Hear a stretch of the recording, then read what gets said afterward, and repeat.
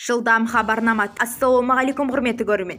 Егер жаңалықтарды алғашқылар қатарында білгіңіз келсе, арнамыздағы подписаться және де бір ғана лайк түймесін басып, видеоны соңына дейін тамашалаңыздар. Түркістан облысында дәріхана қызметкерлері қауіпті препарат сатқан.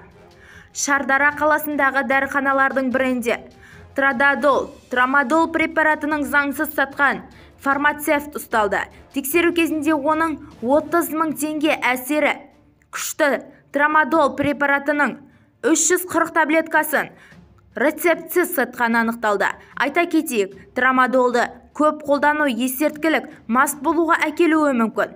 Ал трамадолды жиі қолданудан физикалық және психологиялық тұрғыдан тәуелді болып қалуыңыз мүмкін.